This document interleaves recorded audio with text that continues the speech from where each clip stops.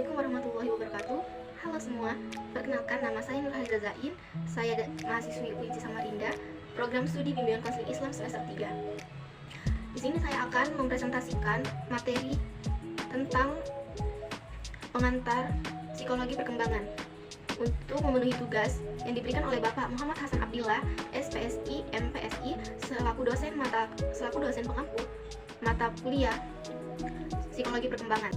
Pertama-tama kita akan melihat hal-hal yang akan dibahas dalam materi ini. Yang pertama ada pengertian, yang kedua ada ruang lingkup, yang ketiga ada manfaat mempelajari psikologi perkembangan, dan yang keempat ada faktor-faktor yang dapat mempengaruhi, dan yang terakhir ada teori-teori yang dapat mempengaruhi. Kita akan membahas tentang apa sih psikologi perkembangan itu.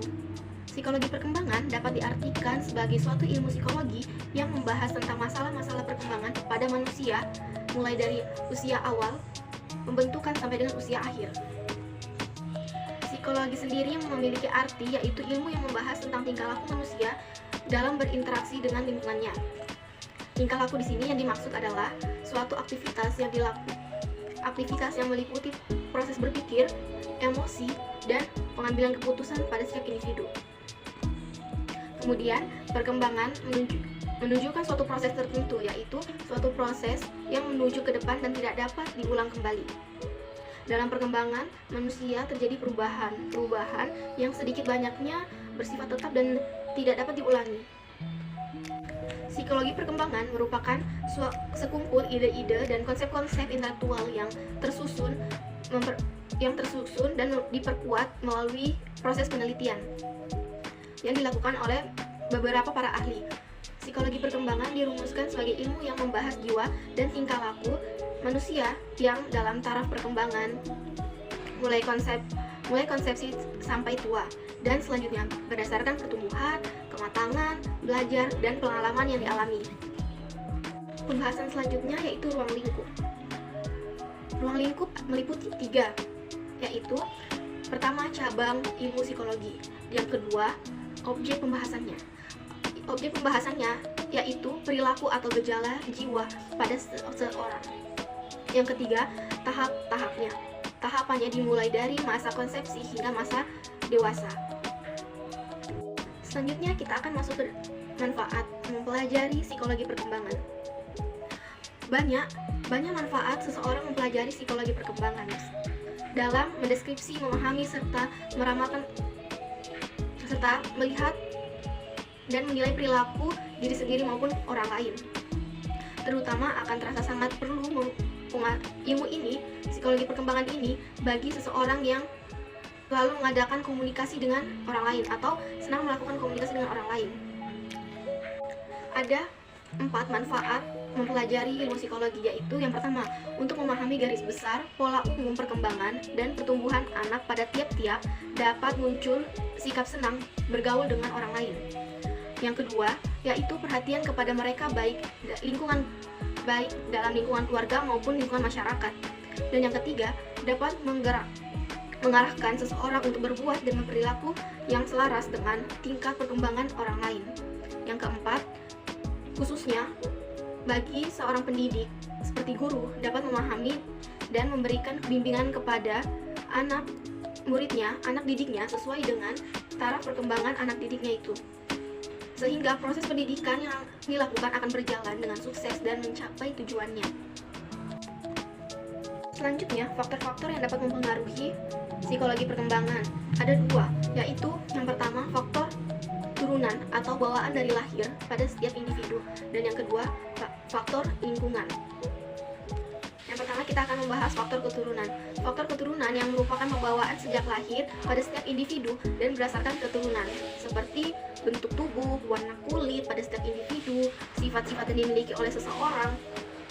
Misalnya, sifat seorang anak yang mirip dengan sifat ayahnya atau ibunya. Kemudian, kecakapan, potensial atau bakat dan kecerdasan. Selanjutnya, faktor-faktor dalam lingkungan. Itu terbagi menjadi beberapa. Yang pertama, faktor dalam lingkungan keluarga.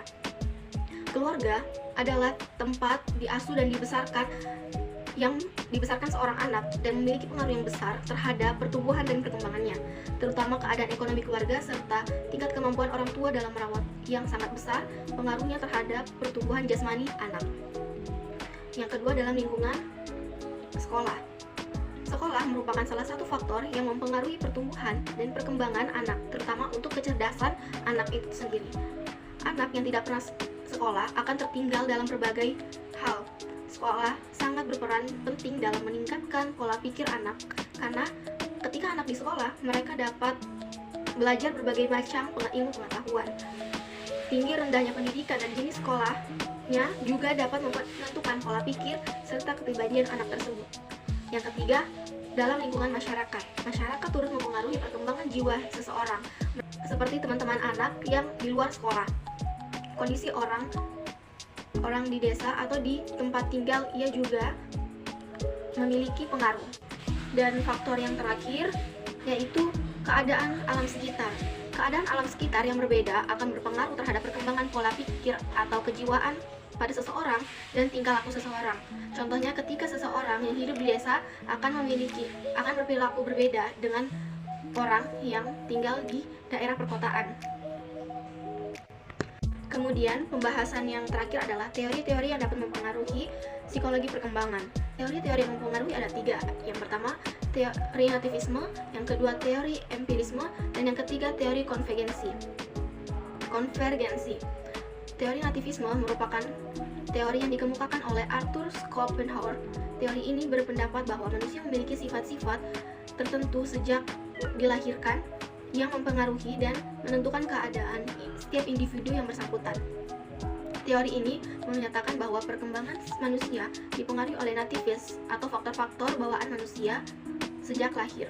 Teori ini menegaskan bahwa faktor lingkungan dan pendidikan diabaikan dan dikatakan tidak berpengaruh terhadap perkembangan manusia. Teori ini memiliki pandangan seolah-olah sifat manusia tidak bisa diubah karena telah ditentukan oleh sifat-sifat yang dibawa sejak lahir atau sifat turunannya.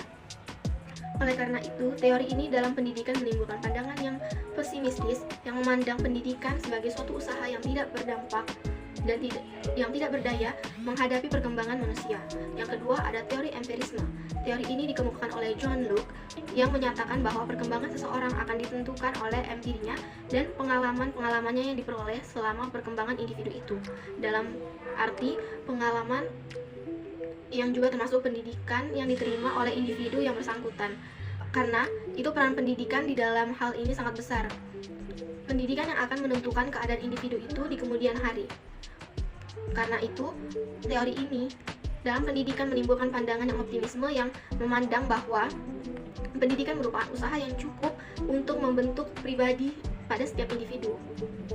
Dan yang terakhir adalah teori konvergensi. Teori ini merupakan teori gabungan dari teori nativisme dan teori empirisme, yaitu suatu teori yang dikemukakan oleh William Stern.